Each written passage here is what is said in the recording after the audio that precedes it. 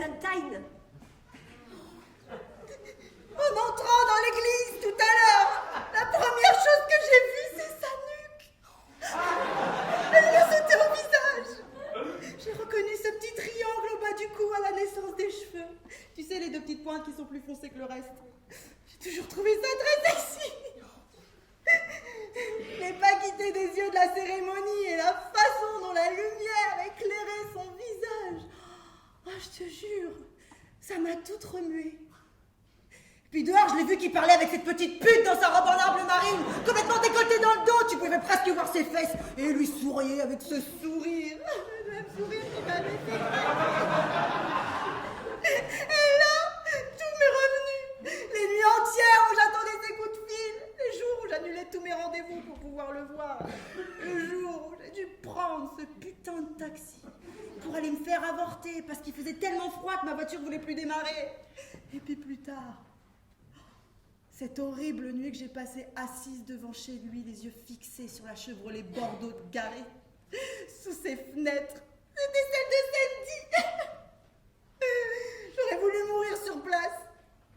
Tu sais, c'est cette nuit-là que j'ai commencé à fumer. Si je meurs d'un cancer, ce sera la faute de Tommy Valentine.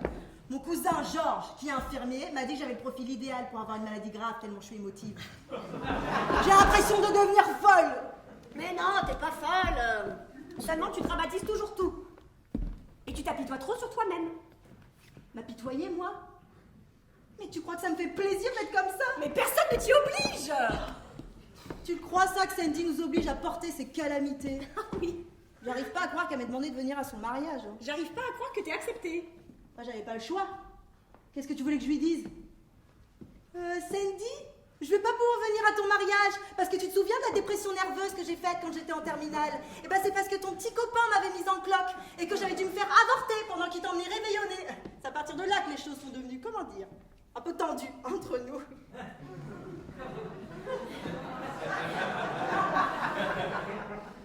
Tu lui as dit tout ça? Bah non, on n'en a jamais parlé.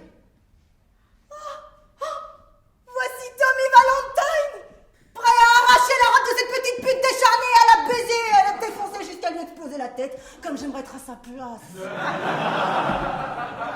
Mais dis pas ça!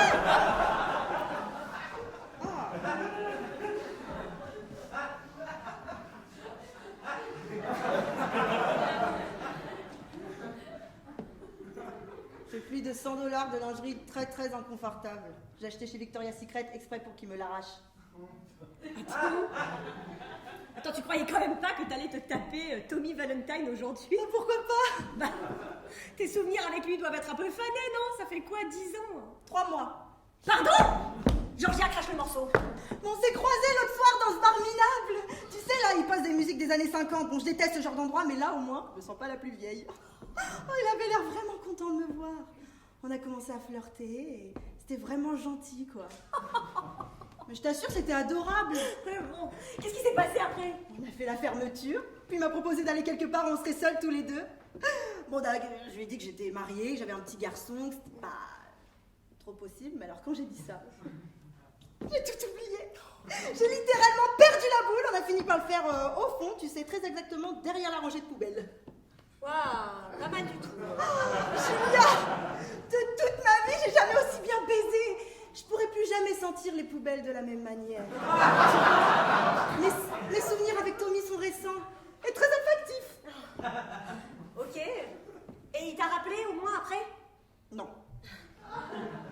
Donc voilà un gars qui a toujours su ses responsabilités, qui t'a laissé avorter toute seule, qui 10 ans après te baisse dans un parking au milieu des poubelles, et toi tu veux encore de lui? Je peux rien, je l'aime. Mais c'est plus de l'amour, c'est de la connerie. Peut-être, mais j'avais pas baisé depuis 1 an. J'avais pas envie que ça devienne une habitude. Bah qu'est-ce que tu dis? Chuck et moi on fait chambre à part, il dort dans la chambre d'amis. Bah pourquoi ça? Il me regarde plus, Julia. C'est comme si j'existais pas. Je lui ai raconté ma soirée avec Tommy le lendemain. Et tu sais ce qu'il m'a répondu avec ses yeux de merlan-frit?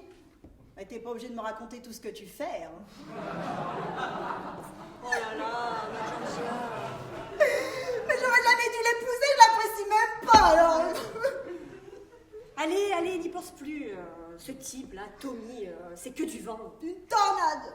Une ordure. Pardon, j'avais oublié. J'ai besoin d'une bonne bouteille de champagne. Oui, oui,